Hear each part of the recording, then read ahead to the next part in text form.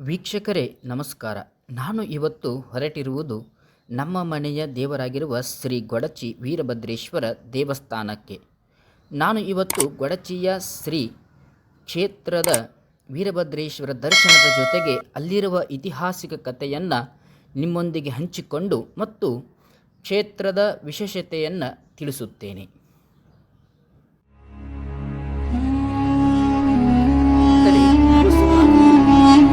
ದಕ್ಷಿಣ ಕನ್ನಡದಲ್ಲಿ ಧರ್ಮಸ್ಥಳ ಇರುವುದು ನಿಮಗೆ ಗೊತ್ತು.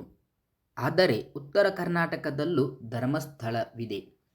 ಶಿವ ಮತ್ತೊಂದು ಅವತಾರ ಇಲ್ಲಿದೆ ಎನ್ನುವ ನಂಬಿಕೆ ಇದೆ.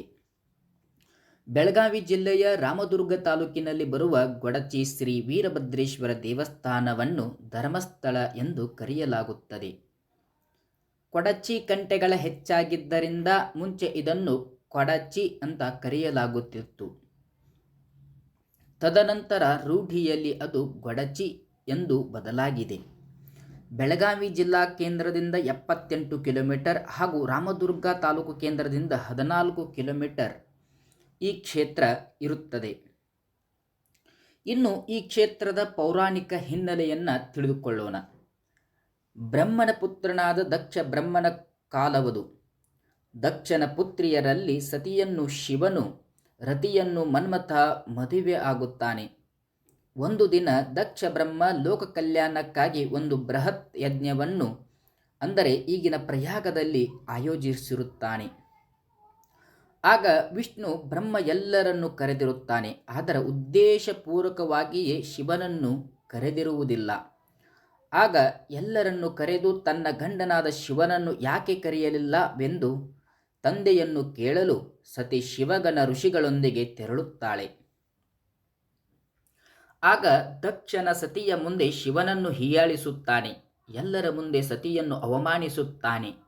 ಈ ನೋವನ್ನು ತಾಳಲಾರದೆ ಸತಿ ನಿನಗೆ ನರಕ ಪ್ರಾಪ್ತಿಯಾಗಲಿ ಎಂದು ಹೇಳಿ ಶಾಪವಿಟ್ಟು ಯಜ್ಞದ ಅಗ್ನಿಕುಂಡದಲ್ಲಿ ತನ್ನನ್ನು ಸಮರ್ಪಿಸಿಕೊಳ್ಳುತ್ತಾಳೆ.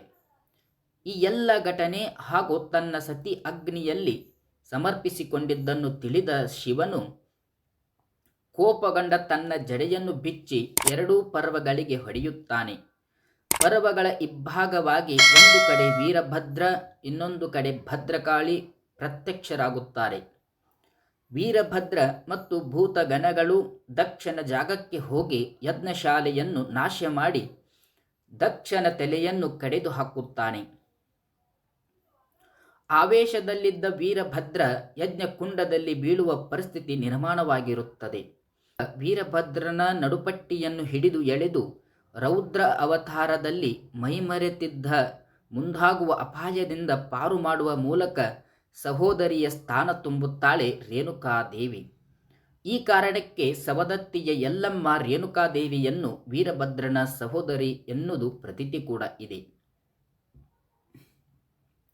ಸವದತ್ತಿಯಲ್ಲಿ ಪ್ರತಿ ವರ್ಷ ಮುತ್ತೈದೆ ಹುಣ್ಣಿಮೆ ಸಂದರ್ಭದಲ್ಲಿ ವೀರಭದ್ರನ ಯಲ್ಲಮ್ಮನ ಜಾತ್ರೆಯ ಕಾಲಕ್ಕೆ ದೇವಿಗೆ ಸೀರೆ, ಕುಪ್ಪಸ, ಹಸಿರು ಬಳೆ ಈ ಥರ ವಸ್ತುಗಳನ್ನು ಸಹೋದರತ್ವದ ಕಾಣಿಕೆಯಾಗಿ ಇಂದಿಗೂ ಕೂಡ ಈ ಕ್ಷೇತ್ರದಿಂದ ಕಳಿಸಲಾಗುತ್ತದೆ. ಅದೇ ರೀತಿ ಗೊಡಚಿ ಜಾತ್ರೆಯ ಕಾಲಕ್ಕೆ ವೀರಭದ್ರ ದೇವರಿಗೆ ದೂತರು ಶಲ್ಲೆ, ನಂದಿಕೋಲು, ಪೂಜಾ ಸಾಮಗ್ರಿ ಮೊದಲಾದವುಗಳನ್ನು ಸಹೋದರಿಯ ಕಾಣಿಕೆಯಾಗಿ ಸವದತ್ತಿಯ ಕ್ಷೇತ್ರದಿಂದ ಇಂದಿಗೂ ಕೂಡ ಗೊಡಚಿಗೆ ಕಳಿಸಲಾಗುತ್ತದೆ. ಇನ್ನು ಈ ಕ್ಷೇತ್ರದ ವಿಶೇಷತೆಯನ್ನು ತಿಳಿದುಕೊಳ್ಳೋಣ. ದೇವಾಲಯದಲ್ಲಿ ವಸತಿ ಸೌಕರ್ಯ, ಅನ್ನದಾಸೋಹ. ದೇವಾಲಯದ ಪೂರ್ವಕ್ಕೆ ದಿಗಂಬರೇಶ್ವರ ಮುನಿಯ ಗದ್ದುಗೆ ಇದೆ. ದಕ್ಷಿಣಕ್ಕೆ ವಿಭೂತಿ ಮಠ ಗವಿಯೂ ಇದೆ. ಈಶಾನ್ಯ ದಿಕ್ಕಿಗೆ 12ನೇ ಶತಮಾನದಲ್ಲಿ ಕಲ್ಯಾಣ ಚಾಲುಕ್ಯರಿಗೂ ಮತ್ತು ಶಿವಶರಣರಿಗೂ ಯುದ್ಧ ನಡೆದ ಸ್ಥಳವಾದ ರಣಭಾಜಿ ಇದೆ. ಪ್ರತಿ ವರ್ಷ ಹೊಸ್ತಿಲ ಹುಣ್ಣಿಮೆ ಎಂದು ಇಲ್ಲಿ ರಥೋತ್ಸವ 5 ದಿನ ಜಾತ್ರೆ ಇರುತ್ತದೆ. ಈ ಕ್ಷೇತ್ರದಲ್ಲಿ ಪ್ರತಿನಿತ್ಯ ಗುಗ್ಗುಳೋತ್ಸವ, ವಿವಾಹ, ಜವುಳ ಕಾರ್ಯಗಳು ನಡೆಯುತ್ತವೆ. ಇನ್ನು ಈ ಕ್ಷೇತ್ರದ ಆಕರ್ಷಣೆ ಏನು ಎಂದರೆ ಪುರವಂತರು ಶಸ್ತ್ರ ಹಾಕಿಕೊಳ್ಳುವುದು, ಅವರ ಹೇಳುವ ವೀರಾವೇಶದ ಒಡಪುಗಳು ಮೈ ರೋಮಾಂಚನಗೊಳ್ಳುವಂತೆ ಮಾಡುತ್ತದೆ. ಇದು ಶ್ರೀ ವೀರಭದ್ರೇಶ್ವರ ದೇವಸ್ಥಾನದ ಒಂದು ಐತಿಹಾಸಿಕ ಹಿನ್ನೆಲೆಯಾಗಿದೆ. ವಿಡಿಯೋ ಇಷ್ಟವಾದಲ್ಲಿ ಲೈಕ್, ಶೇರ್, ಕಮೆಂಟ್ ಮಾಡಿ ನಿಮ್ಮ ಅನಿಸಿಕೆಗಳನ್ನು ತಿಳಿಸಿ. ಹಾಗೆ ಸಬ್ಸ್ಕ್ರೈಬ್ ಮಾಡೋದನ್ನು ಮರಿಬೇಡಿ. ಮತ್ತೆ ಮುಂದಿನ ವಿಡಿಯೋದಲ್ಲಿ ಸಿಗೋಣ. ಧನ್ಯವಾದಗಳು.